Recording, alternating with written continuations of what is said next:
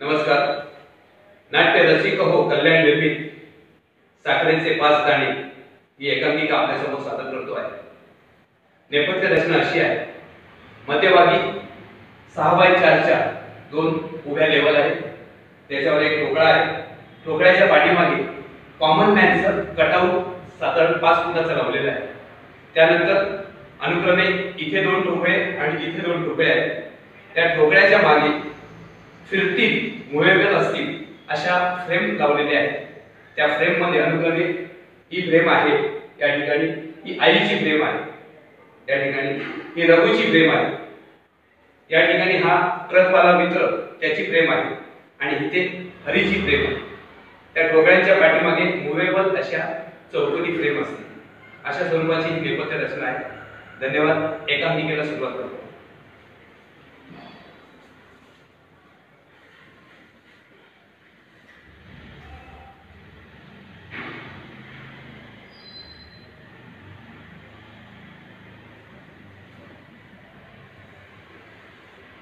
होय,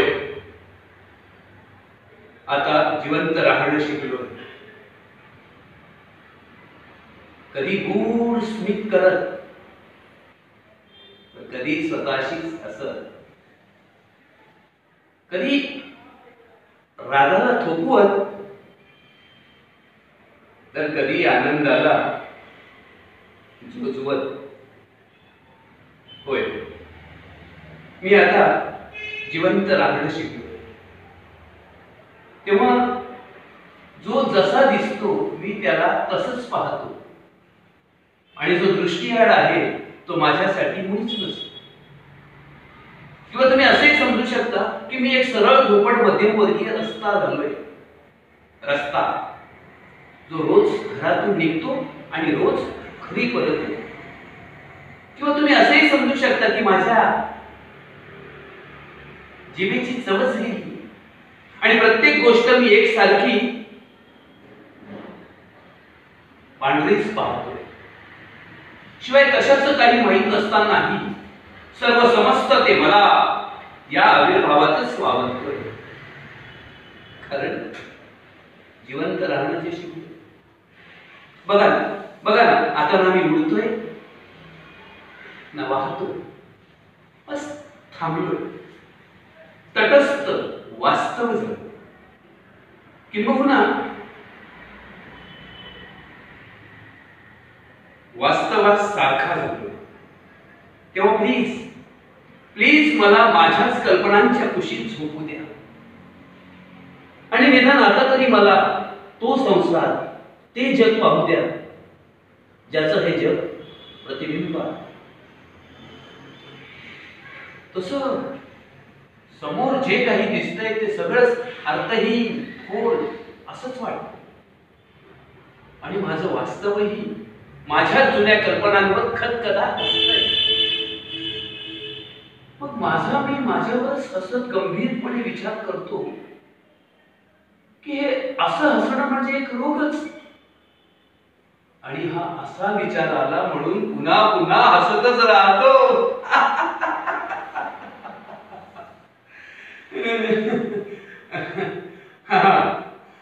पण एक मात्र बदल म्हणजे सगळ्या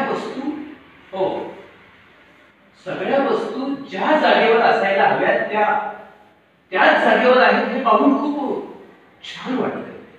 नाही छान नाही, बरं वाटत. त्यातही एक अजबशी अडचण आहेच. म्हणजे आजकाल ना मला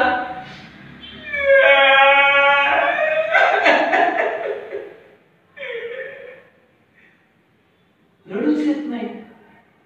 अहो खरंच, म्हणजे सुख असो वा दुःख मला काहीच फरक पडत नाही. कारण जेव्हा कधी ती येतात तेव्हा एखादा क्रोध वा एखाद्या हास्यानेही तृप्त होतात. खूपच विचित्र गोष्ट वाटते नाही? पण नाही, ही विचित्र गोष्ट नाहीये, तर एक विचित्र जाणीव आहे. जसं की आपण मेलोय पण कोणी विश्वासच ठेवत नाही. बरं, रोजच्या सारखे ते तुमच्याशी हसतायत, खेळतायत, अगदी आग्रहाने तुम्हाला देखील पाचतायत, पण फक्त तुम्हीच जाणता आहात की तुम्ही मेले आहात. ब्लॅकआउट.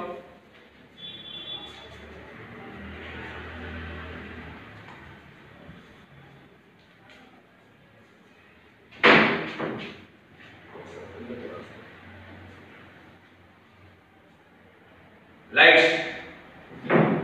नाही नाही, ही चित्र विचित्र कविता माझी नाहीये. अहो खरंच, मुळात शब्दांना हे असं कुस्तीसारखं लढवणं आणि घडणाऱ्या भीषण हिंसेतून एखादी गोष्ट बाहेर काढणं हे माझ्यासाठीचं आश्चर्यच. हा, पण पुंडलिकला मात्र ते अगदी सहज जमत. किंबहुना तो ते लिहिलेल्या जमवतो. कारण विषय कोणताही असो, त्यावर जबरदस्त नाही, पण जबरदस्तीनं कविता लिहिण्यात त्याचा हात कंडा होता. त्यामुळे व्हायचं काय की लोक त्याला टाळू लागले, त्याच्यापासून लांब लांब पळू लागले. मग त्याने लहान मुलांवरच्या कविता लिहिल्या, पण मुलांनी गल्लीत खेळणंच नाही तर फिरणंही बंद केलं.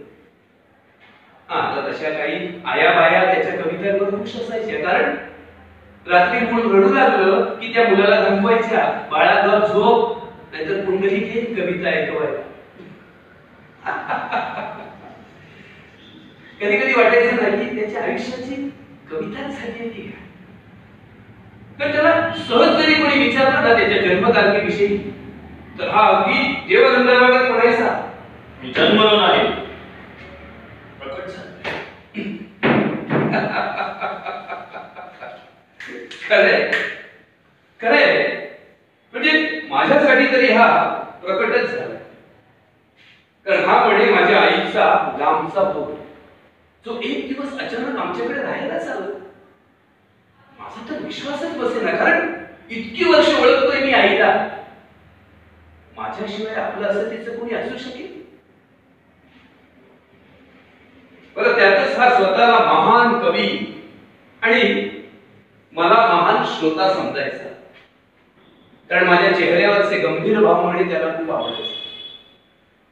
आता याला कसं सांगू की मुळातच माझ्याकडे हावभावांचा अभाव, पण याच्या कविता पार डोक्यावरून जात असल्याने मी आपोआपच चाट पडायचो, ज्याला तो गंभीर भाव समजायचा. पण खरंच खरं सांगायचं ना तर आजही कविता हा प्रकार कधी भावलाच नाही मला. उलट कुस्ती आणि कविता आजही सारखीच वाटते मला. राजकुमार, कुस्ती ही बाहेरून म्हणजे शरीराने आणि दिसेल अशी लढली जाते. कविता कविता मात्र आपल्याच अंतर्मनाशी लढल्यानंतर मग लिहिली जाते. आई,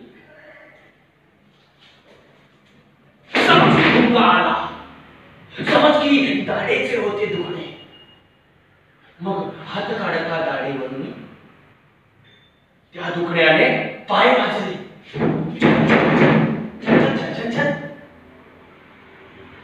आणि मग मग असं काही बनवलं. सायकलच्या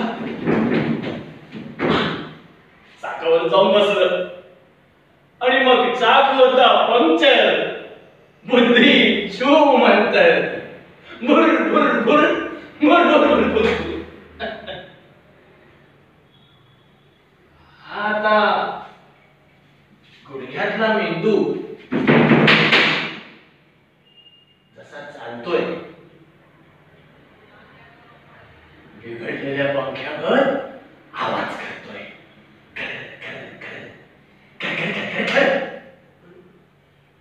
नाही सॉरी, पण समस्या अशी आहे की तुझी कविता नाही राजकुमार, समस्या ही नाहीये की तू ना समजदार आहेस, तर मुळात तुझी समजच कमी आहे, ही खरी समस्या आहे. तरी एक गोष्ट लक्षात ठेव, तुला गंभीर श्रोता व्हायचंय, समस्या नाही.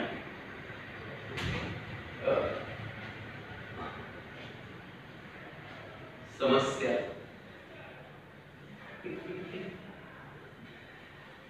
असं म्हणतात ज्याच्या जीवनात समस्या नाही तो जीवन जगलाच नाही. आणि म्हणून की काय, हा जो समस्या शब्द आहे ना तो मला खूप आवडतो. इतका की मी कायम समस्यांनीच घेरलेला असावा आणि मग त्या समस्यांची तटबंदी भेदून चिरून मी त्यावर विजय मिळवावा असंच वाटतं मला. नाही, माझ्या या पुढच्या नशिबात साधी समस्याच नाही का कुठलं ध्येयही नाही. पण आता या चिठ्ठीद्वारे एक गोष्ट अशी समोर आली आहे की जिला मी समस्या म्हणू शकतो. आणि आता त्या समस्येने मी पूर्णतः घेरला गेलो. पण त्यावरचा उपाय काही केल्या सुचतच नाही. छे, काय होणार आहे माझं काहीच कळत नाही.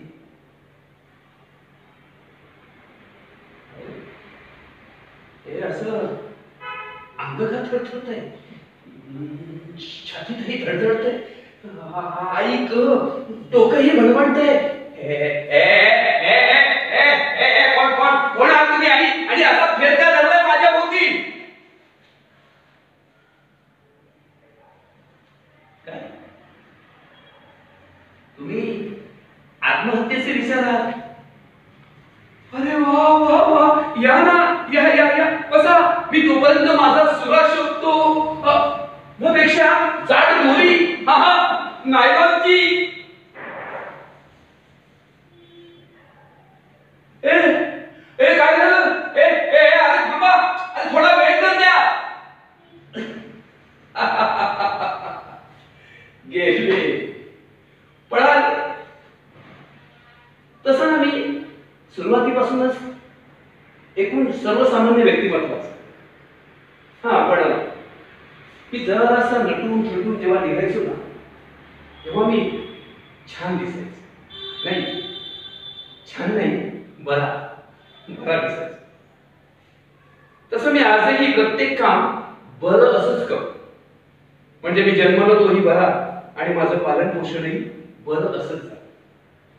शिवाय माझं शालेय शिक्षण आणि माझी वर्तणूकही नेहमी बरी असते. थोडक्यात काय तर मी नेहमी अशा बिंदूवर राहिलो जो चांगलं आणि वाईट याच्या बरोबर मध्यभागी असतो. मग भले तुम्ही त्यास शून्य म्हणत असाल, पण मी मात्र बरं असंच म्हणतो.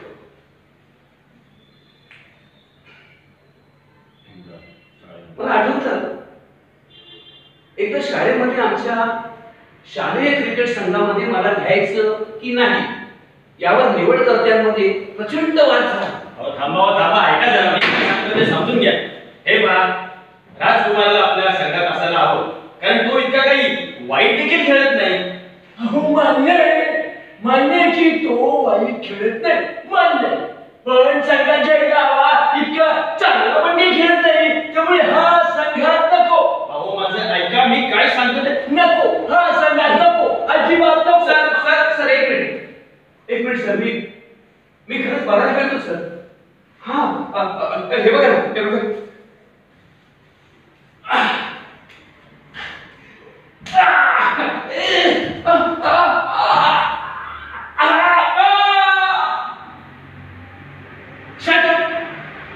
बरा खेळतो काय, बरा खेळतो. हे असं बरा बिरा काही नसतं बरं का. हो झाला ना तुम्ही, बरा खेळतो म्हणजे आला मोठा शिकवायला ऐका ना सर. माझ्या समस्येची सुरुवात इथूनच तर झाली नाहीये ना. कारण आजही मी त्या सुरुवातीच्या दिवसासारखा बराच खेळतो. ना बिंदूच्या पुढे ना बिंदूच्या मागे, बस जिथे आहे तिथेच राहतो. अरे वा, आजही त्या रस्त्या पलीकडच्या धाब्याजवळ ट्रकवाल्यांची वर्दळ तशीच. तसा मी दिवसा तिथे जात नाही, कारण माझं काम सुरू होतं ना ते पहाटे. म्हणजे सारे ड्रायव्हर क्लीनर गाढ झोपेत असताना मला ट्रकच्या मागे गेलं सोपं झालं. आता मी जे काही लिहायचं होते नक्की कोणासाठी जरी मला माहिती नसलं तरी माझ्यासाठी जणू ते अंतराळात संदेश पाठवण्यासारखंच होतं. शिवाय मला शिवाय मला एक माहित असायचं की मी लिहिलेलं कधीतरी जरूर नक्की वाचत असत. म्हणजे माझ्यासारखाच एक सामान्य मुलगा पहाटे उठून ते नक्की वाचत असत. कारण मी जे काही लिहिलं ते परतून माझ्याकडे आलंच नाही. याचा अर्थ कोणतरी आहे जो मी लिहिलेलं वाचतोय पण लगेच खुडूनही टाकतोय, दुसरा कोणी तो वाचू नये म्हणून. पोलिसांना कसलाही संशय येऊ नये म्हणून. नाही मला माहिती तर तुम्हाला प्रश्न पडलाय की मी या ट्रकच्या मागे नक्की लिहायचो तरी काय. तर मी लिहायचो आई, रघु, हरी, कुंडली आणि माझा ट्रकवाला अनामिक मित्र यांच्याबद्दलच्या गुप्त गुप्त गोष्टी. त्यातही आईबद्दल जरा जास्तच. आई जिला माझ्यावर चिडचिड चिडायची आणि मग मला झोड झोड जोडायची इतकी सवय की त्याशिवाय ती राहू शकत नाही. आणि तिचा हस्तप्रसाद घेतल्याशिवाय मलाही झोप लागत नव्हती. ए दळभद्र्या, जन्मताच खाल्लास ना बापाला, मग आता मलाही खा. आणि हो अजून झाडा, काडीचा म्हणून कामाचा नाही. दलिंदर साला, बाप गिळा कुठला? बाप गिळा म्हणजे मी जसा जन्मलो तसा तोंडात दात नसतानाही मी माझ्याच बापाला गप गप गपा खाऊन टाकला. कसं शक्य? पण तरीही आईचं इतकं टोकाचं बोलणं ऐकूनही मी तिला उलटून कधी जबाब दिला नाही. कारण तिच्या माझ्यातले संवाद साचेबद्ध जे झाले होते. बहुधा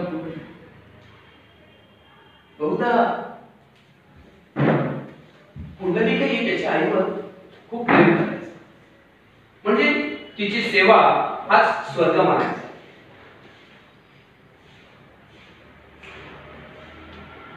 पण मला अजून एक प्रश्न पडतो की आईची सेवा करणं म्हणजे नक्की काय असतं? आईवर प्रेम करणं म्हणजे नक्की काय असतं? कारण मी जेव्हा माझ्या आईकडे पाहायचो तेव्हा ती वाळलेल्या लाकडासारखी एक बाई दिसायची. ती दिवसभर काम काम कामच करत राहायची. मग मला प्रश्न पडायचा की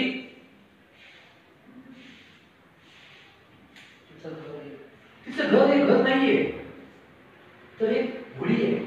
हो होळी.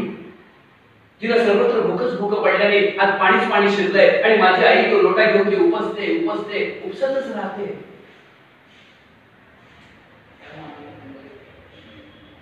त्या मनाने कुंडलीची आई मात्र अगदी साधी होळी असं तो म्हणायचा. मी नाही पाहिजे. राजू इकडे हे खास तुझ्यासाठी आणलंय. फार जगप्रसिद्ध पुस्तक आहे, नक्की वाच. आई. अरे वा, खूपच छान. मला ना बरेचदा असं वाटायचं की पुण्या एकाच नियमाअंतर्गत जगातली प्रत्येक आई ही एकसारखीच वागत असेल. पण नाही, ही आई वेगळी, खूपच वेगळी. एक कुंडली, तुझी आई कशी होती रे? हा सांग ना, या गाडीची आई सारखी. हे बोल ना, कशी होती तुझी आई? उन्हाच्या काहिलीने करमला चेहरा, तशी सावली ही सरकली तळपायाखाली.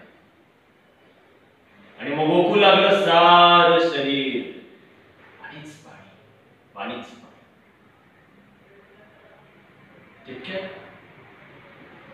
तितक्यात एक झाड घरीवरलं. मला माझ्या पानपत्राखाली वाढवलं. शिवाय वात्सल्य रसाने नाव घालत मला सदोदित हिरवा कंच ठेवला. आता कदाचित खोटं वाटेल अथवा वाटू दे कोणाला, पण मी आजही आई म्हणतो. मी आजही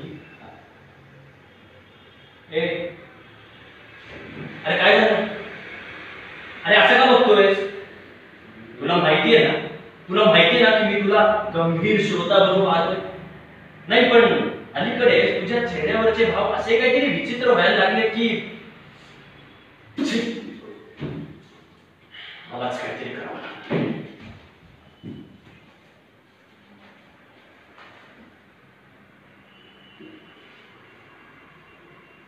तसा हा पुंडली गावाबाहेर फारसा जायचाच नाही. पण जेव्हा जायचा ना तेव्हा शहरातल्या पुन्हा कोठावळे नामक मित्राला भेटून लगेच परतही यायचा. पण त्यावेळी मला जाणवायचं की तो माझ्यापासून एखादं रहस्य लपवतोय की काय. बरं माझी आई ही तशी रहस्य होई.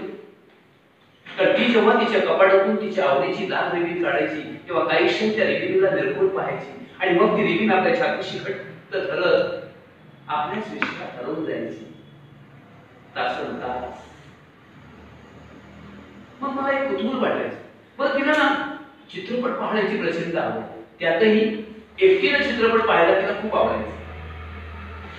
मग मला कुतूहल वाटायचं की कशी पाहत असेल बरं माझी आई सिनेमा. कशी उभी राहत असेल तिकिटांच्या रांगेत आणि काय करत असेल ती मध्यंतरात. बरं ती लाल बिबी आणि चित्रपट पाहण्याचा नक्की संबंध काय. माझे सारे प्रश्नच राहिले. माझ्या साऱ्या इच्छा तशाच राहिल्या. कारण एक दिवस आई रात्री झोपेतून पलंगावरून जी उपडी पडली ती घराच्या कुशीतच विसावली. काय म्हणजे तसं मी आवाजही दिला आई. ती हल्ली सुद्धा नाही. मग मात्र मला दुःखाऐवजी आश्चर्य जास्त वाटू लागले. कारण मला माझी नाही तर आईच्या घराची काळजी वाटू लागली. कारण आई माझ्यासोबत नाही तर तिच्या घरासोबत राहत होती. मग आता आई मेली तर आई सोबत त्या घरानेही नको का मला यायला. पण नाही फक्त आई मेली. मग ठाऊक नाही किती वेळ मी तसाच तिच्याकडे त्या सुकलेल्या देहाकडे एकटक पाहत होतो. पण रडत मात्र नव्हतो. अगदी माझं मुंडन झालं आईला अग्नी दिला तरी मी एकटक तसाच पाहत होतो. त्याच वेळी मला आईच्या चितेतून तिचा एक हात बाहेर लटकताना दिसला. जणू तो सांगत असावा की मला अजूनही तो लोटा हवाय होळीतलं पाणी उपसायला किंवा ती लाल विविध तरी छातीशी घट्ट धरायला. माझी हिंमतच नाही झाली. तडक निघालो आणि सरळ घराकडे येऊन पाहतो. पण निघतानाही माझ्या मनामध्ये ठाम खात्री होती की आता आईचं ते घर नसणार. म्हणजे एकतर कोसळून पडलं असणार किंवा एखादी चीड नाहीतरी तळा तरी नक्की गेला असणार. पण नाही. मी घरी आलो आणि पाहिलं तर सगळं जसंच्या तसं सामान्य होतं.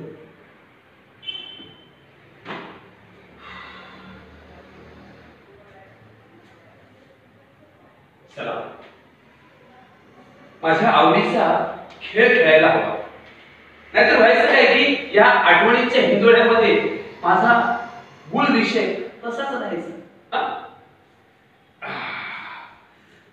अरे वा माझ्या सवंगड्या आल्या. या या या या या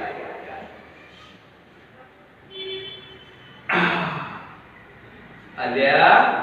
या या या या.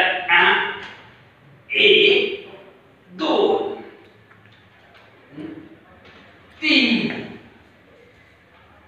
चार आणि पाच. आ आ आ आ आ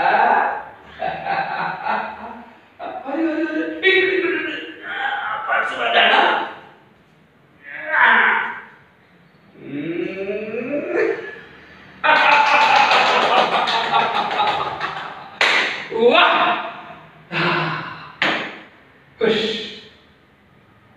असा हा माझ्या आवडीचा खेळ खेळला की मला खूप छान वाटतं. तसा मीही गावाबाहेर फारसा जायचो नाही. कारण गावाबाहेर खूप धोके असतात आणि संकटे असतात. शिवाय गावाबाहेर गेलं ना की आपलं चालणं बोलणं वागणं खाणं पिणं इतकंच नाही तर माणसंही बदलतात असं मला हरी सांगायचं. हरी, ज्याला आम्ही गमतीनं सोनेरी बाबा असं म्हणायचं. कारण तो सोन्या चांदीच्या दुकानासमोरील धूळ जमा करून मग ती गाळून चाळून त्यातून सोनं जे वेचायचं.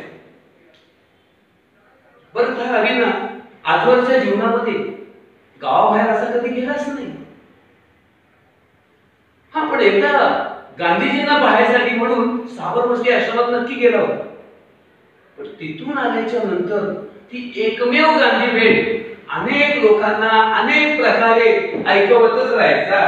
हे राजकुमारा, अरे त्या दिवशी बरं का गांधीजी जरा अस्वस्थच होते हो.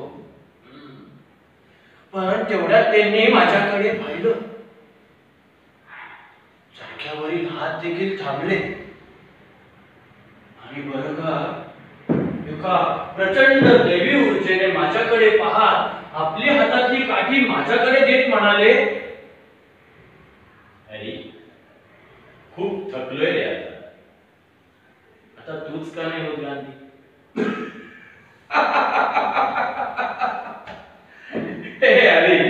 अरे मी काय म्हणतो, तू हे या अशा गांधी वेशामध्ये सोनं चांदीच्या दुकानांसमोर धूळ जमा करतोस, मग ती चालतोस गाळतोस आणि त्याच्यातून सोनं जमा करतोस. अरे पण आजही हे असं काम का करतो?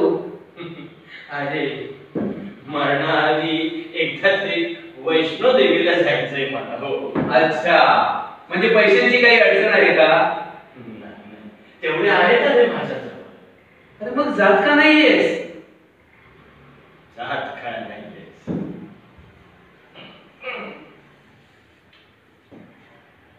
मी गांधीजींना भेटून आल्यानंतर बरं का त्यांची हत्या झाली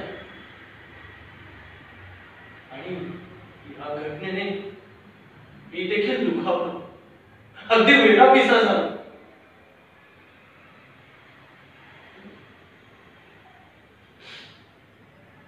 पण दरम्यानच्या काळात कुणा एका पुढाऱ्याने त्यांचा एक दगडाचा पुतळा आपल्या गावी उभारला. हो.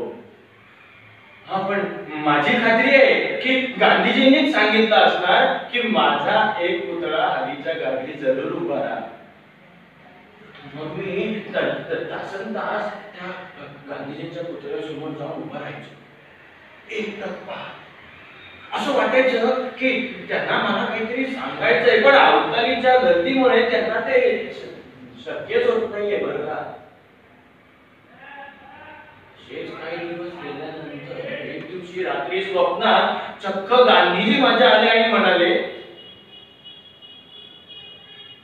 अरे मी नाही जाऊ शकलो रे कधी वैष्णोदेवीला, आपण तू जरूर जा.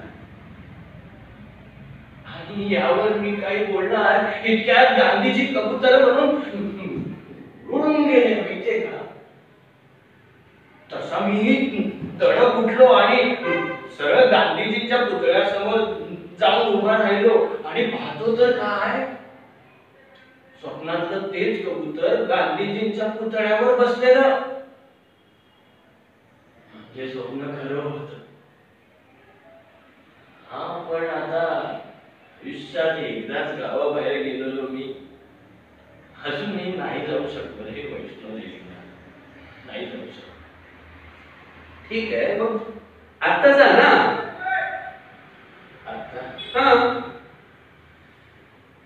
आता तर अजिबातच जायचं नाहीये मला. का, असं का म्हणतोस? अरे वैष्णो देवीला जायचंय एवढ्याच आशेवर जगत आलो ना रे आजवर. आणि आता ती आशा खूप मोठी झाली, अगदी माझ्या मुलासारखी. आणि मग या वयात माझ्याच मुलाची हत्या करणं कसं शक्य आहे रे मला? सांग ना, कसं शक्य आहे? बापूजी, मला माफ करा. अरे रघुपती राघव राजा राम. तसं हरीच्या या गांधी पुराणात मला बिलकुल रस नव्हता. कारण त्यावेळेला माझं मन जर खऱ्या अर्थाने कुठे गुंतलं असेल ना, तर ते रघुच्या विशाल आणि समजवणाऱ्या मध्ये. हो, रघु रघु म्हणजे ना आमच्यासाठी एक चमत्कारच होता. त्याचं ते उंच टाचेच्या बुटातलं चालणं, बोलणं सारंच कसं रुबाबदार आणि चुंबकीय असंच होतं. बरं, त्याचे वडील पोलिसात असल्यामुळे आम्ही सारे त्याला दचकून असायचो आणि संपूर्ण गावात फक्त त्यालाच इंग्रजी येत असल्यामुळे मास्तरही त्याला दचकायचे. आणि हो, त्याच्याकडे ना एक लाल रंगाची सायकल होती. त्या सायकलची काय घंटी वाजायची, म्हणजे आमच्या गावातल्या घंटीसारखी टँग टँग अशी नाही, ट्रिंग ट्रिंग अशी वाजायची. तुम्हाला सांगतो, त्याची नजर चुकवून मी बऱ्याचदा ना त्या सायकल पाशी जायचं, ती घंटी वाजवायचं आणि थूम पळायचं. खूप मजा यायची. कारण रघु म्हणजे वेगळंच रसायन. तो वर्गात आला की सारा वर्ग असा उत्साहाने भरून जायचा. पण त्या दिवशी जो वर्गात आला ना, तो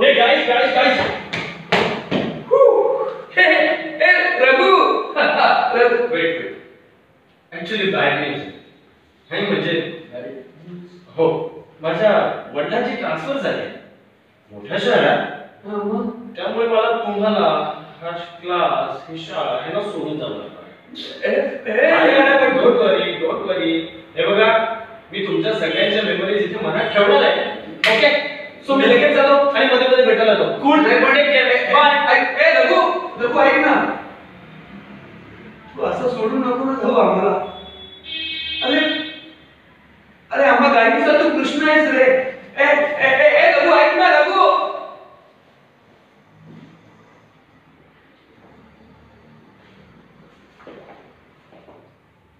मला कळलं नाही की मी असे अचानक त्याचे पाय पकडले.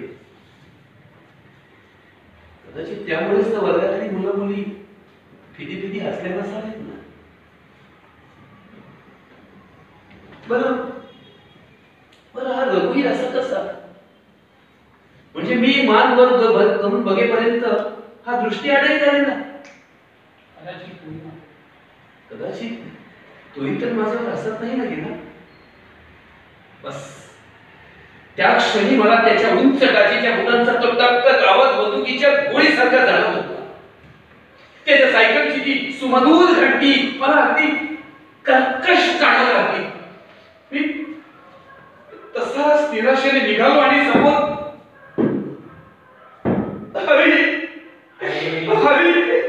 नाही रघु सोडून गेला. हो राजकुमारा, इतकं मनाला नाही लावून घ्यायचं नाही. पण हरी, जेव्हा गांधीजींची आणि माझी भेट झाली होती ना, तेव्हा ते देखील असेच माझ्यावरती नाराज झाले बरं का. पण गांधीजींनीच मला सांगितलं की अरे हरी, मी गांधीजी असं नाही तुझ्याकडे. अरे इथे माझं काय चाललंय आणि तुझं काय चाललंय? अरे पण मी जाईल रघुपती राघव. सूट आपला नुसता गांधी गांधी गांधी गांधी गांधी असं म्हणाले, गांधी तसं म्हणाले. कधी गांधी याच्या स्वप्नात आले, तर कधी याला तूच गांधी हो असंही म्हणाले. म्हाताऱ्याने डोक्याची बार वाट लावून टाकली. नंतर जाणवलं की मी इतकंही तोडू नको होतं बोलायला. शेवटी अतिशय निराश अवस्थेत घरी निघालो आणि जरासं विसावलो तर दादावर थाप ऐकू आली.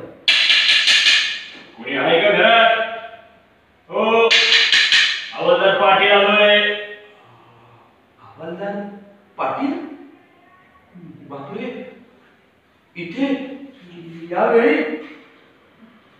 बापरे, म्हणजे मी ट्रक मागे लिहिलेले कारनामे समजले की काय? देवा, आता मी नक्की काय काय लिहिलं हे सगळं जमी जाईल होणार. आलो आलो. तू जायस ना राजकुमार? हो हो. नक्की? अरे मग असा तू हरकत काय बघायला आहेस? अरे हे घे. नाही. अरे घे. अरे म्हणजे आमच्या मोठ्या साहेबांच्या मुलांनी हे राजकुमाराला द्यायला लावलं बघा. म्हणजे तू जायस ना राजकुमार? हो. हा म्हणजे आता कसे हे घे. हा वस्तू दिली, ओळख बी पटली, माझं काम झालं. मी निघतो बघा, ड्युटी आवर आहे म्हणजे.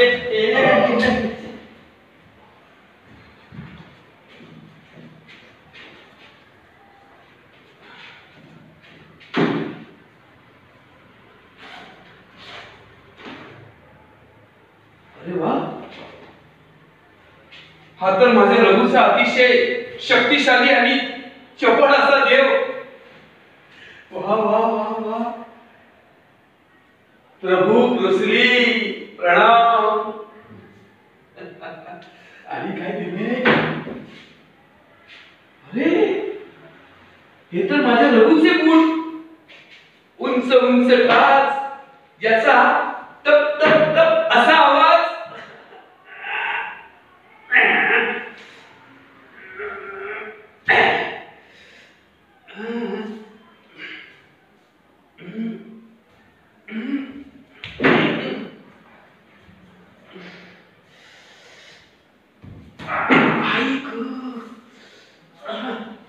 राजकुमार, जब जूता काटता है तब जिंदगी काटना मुश्किल हो जाता है, और जब काटना बंद कर देता है तब वक्त काटना मुश्किल हो जाता है. तसं तेव्हा काय आणि आताही काय?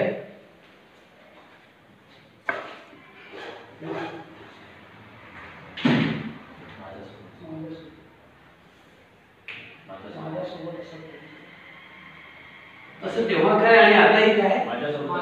माझ्यासोबत ना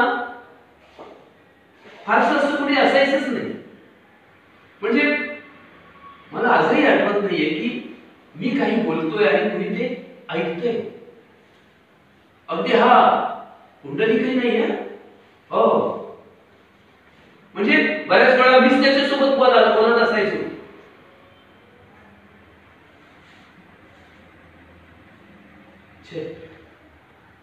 मला वाटतं माझा खेळ पुन्हा एकदा खेळायला हवा. हो, नाही नको. त्यापेक्षा ना हा खेळ नक्की काय आहे हे तुम्हाला आधी सांग. म्हणजे काय झालं, एकदा मी सहज घरी बसलो असता समोरच्या भिंतीवरून मला एक मुंग्यांची रांग जमिनीच्या दिशेने येताना दिसली. अगदी शिस्तबद्ध अशी, जणू रेलगाडीच म्हणा ना. आणि मग काय विचारायला मनामध्ये माहित नाही, पण मी पटकन आधी जाऊन दरवाजा बंद केला. तसं मला घराच्या बाहेरचं जग बंद झालं आणि घराच्या आतलं जग नीट दिसू लागलं. मग मी पटकन स्वयंपाकघरात जाऊन चिमूटभर साखर आणली आणि मग त्या साखरेतले 2 दाणे त्या मुंग्यांच्या रांगेपासून थोडेसे दूर पण जवळ ठेवले. 3रा दाणा जरासा लांब ठेवला, 4था अजून थोडा लांब ठेवला आणि 5वा दाणा अधिकच लांब ठेवला. आता जशी ती मुंग्यांची रेलगाडी मधल्या 2-3 मुंग्या आपली रांग सोडून त्या साखरेच्या 2 दाण्यापाशी आल्या, तशा इतर मुंग्याही पाठोपाठ सरसावल्या. आणि मग ती मुंग्यांची रेलगाडी 2ऱ्या दाण्यावरून 3रा, 4था करत करत 5व्या दाण्यापर्यंत पोहोचणार. तसं मी चपळाईने पहिले 2 साखरदाणे उचलले आणि 5व्या दाण्याच्या पुढे ठेवले. बस त्याच क्षणी मला जाणवलं, येस, ही मुंग्यांची रेलगाडी मी मला हवी तशी वळवू शकतो. याचाच अर्थ कुणीतरी आहे जे माझ्या इशाऱ्यावर पळतायत, फिरतायत. आणि म्हणून हा खेळ मला खूप आवडतो आणि जशी लहर येईल तसा मी खेळतच असतो एकटाच. पण हा पुंडलिक आहे ना, हा बराच वेळा ना स्वतःशीच असाच एकटाच काहीतरी कुटकुटत राहायचा. म्हणजे राजू, राजकुमार. कारण मी जेव्हा कधी थोडा वेळ बाहेर गेलो आणि पुन्हा आलो ना, तरी हा माझ्याच नावाने राजू, राजकुमार, राजू, राजकुमार असं काहीतरी विचित्रपणे बडबडत राहायचं. म्हणजे मला वाटायचं की त्यावेळेला की तो खरंच एका एकटेपणाचा बळी आहे की काय. अरे हा विचित्र म्हणून आठवलं. म्हणजे एक दिवस ना मला जाणवलं की मी मुंगी झालोय. हो, मुंगी. आणि मलाही समोर दिसतायत साखरेचे 5 दाणे. पण क्षणभरच हा. पण काही क्षणानंतर त्या साखरेच्या 5 दाण्यांऐवजी मला दिसू लागले आई, हरी, पुंडलिक, रघु आणि माझा ट्रकवाला अनामिक मित्र, ज्यांच्या मागे मी धाव धाव धावतोय, फिर फिर फिरतोय. अरे बापरे, याचा अर्थ माझ्या लक्षात येतोय कुठेतरी आहे. याचा अर्थ कुठेतरी आहे जे माझ्याशी खेळतंय. हो, म्हणजे जसा मी मुंग्यांशी खेळतोय, पण मुंग्या माझ्याशी खेळत नाहीये. किंवा मुंग्या कुणाशी खेळतायत पण तो कोणी मुंग्यांशी खेळत नाहीये. अरे बापरे, याचा अर्थ सगळेच सगळ्यांशी खेळतायत. हो, सगळेच सगळ्यांशी खेळतायत. म्हणजे पुंडलिक सुद्धा. इकडे लवकर लवकर.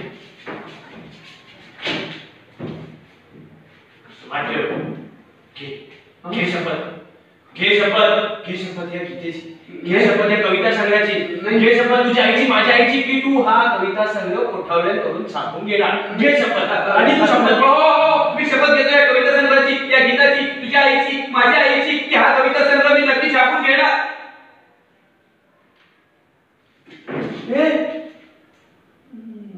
पण हा कविता संग्रह तुझा छापणार तो कोठावळे. बरोबर. आणि मग त्याच्यासाठी मी काय शपथ घ्यायची? माझा काय संबंध? मंजिल तो मिल जाएगी, भटक कर ही सही, गुमराह तो वो है जो घर से निकला है. काय काय काय पुटपुटतोयस तू स्वतःशीच? काय ते नीट सांग ना. सांगतो. हे बघ, मी आता निघालोय तीर्थयात्रेला आणि तिकडून पुढे संन्यास. संन्यास? होय. पण जाण्या अगोदर हे पत्र मला कोठावळ्यांना द्यायचंय, ज्याच्यात तुझ्याबद्दल सगळं काही लिहिलंय. हो. कोठावळ्यांना पत्र माझ्याबद्दल का? अरे कारण जाण्या अगोदर तुला काहीतरी द्यायचंय मला. काहीतरी म्हणजे? हे नीट सांग ना, असं कोड्यात का बोलतोयस? बघ राजकुमार, हे पत्र कोठावळ्यांना मिळाल्यानंतर सगळं कळेल. त्यामुळे एक लक्षात ठेव, ध्येय नसणारा तो जिवंत जरूर असतो, त्याच्या त्या जगण्याला अर्थच नसतो. ए ए ऐक ना, ए पुंडलिक, पुंडलिक. पुंडलिक गेला, पण जाता जाता फारच अस्वस्थ करून गेला. नव्हे, माझ्यासाठी एक समस्या सोडून गेला.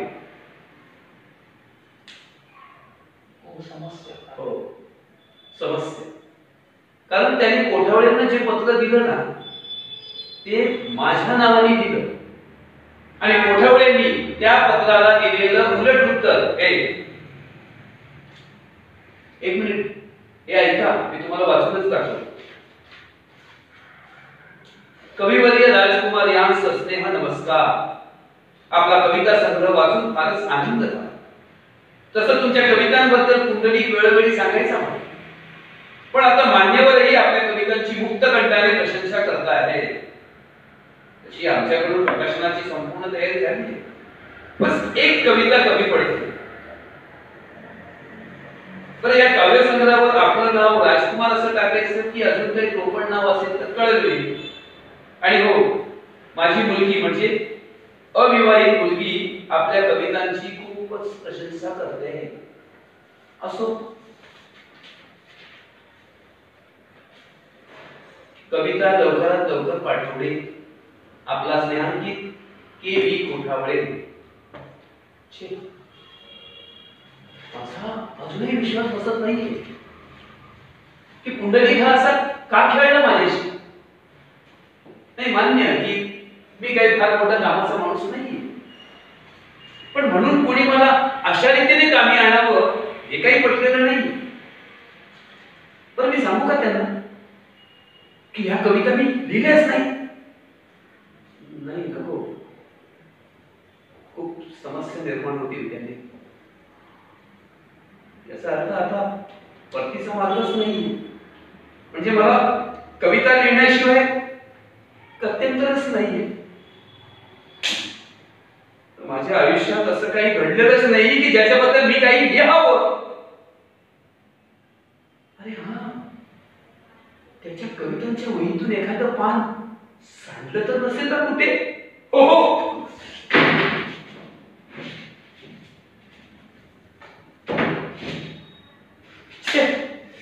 तेही नाहीये. पण शब्दांच्या लढाईतले पराभूत झालेले शब्द असे कुठे चिकटले तर नसेल ना या या या या भिंतींना?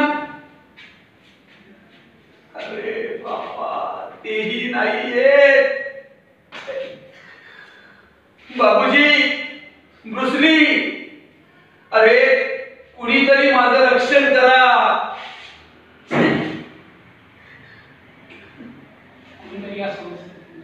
अरे कुणीतरी या समस्येतून मला सोडवा.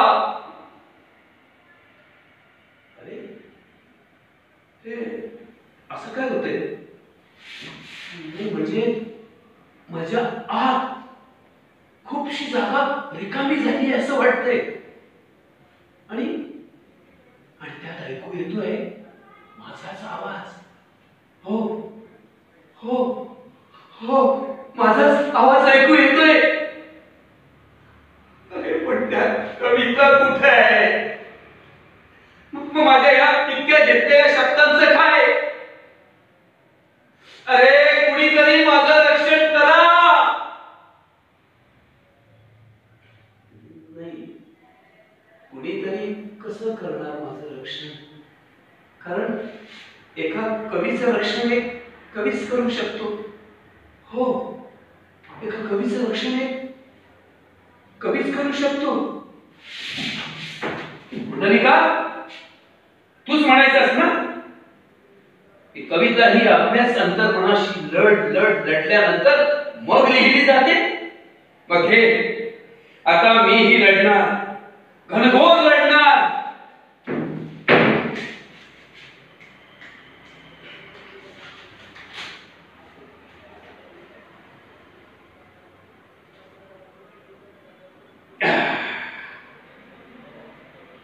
श्रीमान कोठावळेजी, नमस्कार. आपल्या विनंतीनुसार एक कविता सादर करतो. जादू साहेब जणू साखरेचे 5 दाणे, ज्यांच्यासाठी मुंग्यांचे रान सोडून पळले.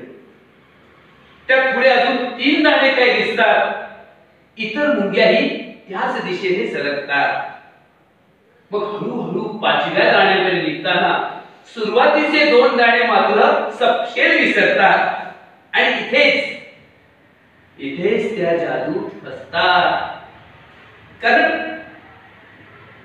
मुंग्या हा खेळ, मग हा खेळ काही संपत नाही.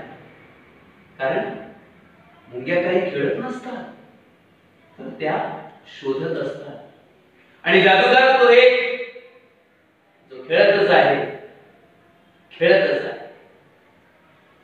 कोठावळेजी, सतत कविता मिळाल्यानंतर कृपया मला शोधण्याचा प्रयत्न करू नका. पण हा शपथ आहे तुम्हाला, हा कविता संग्रह मात्र जरूर छापा. आपला हृदयांकित कवी राजकुमार गंभीर. तसं समस्या शब्दही आवडतो मला, पण कसं दिसेल ना ते राजकुमार समस्या गंभीर. चला आता पुन्हा एकदा मला माझा खेळ खेळू द्या. ए कुठे आहेत माझ्या मुंग्या आणि कुठे आहेत साखरेचे दाणे? नाही नको, खूप खेळलो आजवर. हो मुंग्या साखर गरगर गरगर गरगर. नाही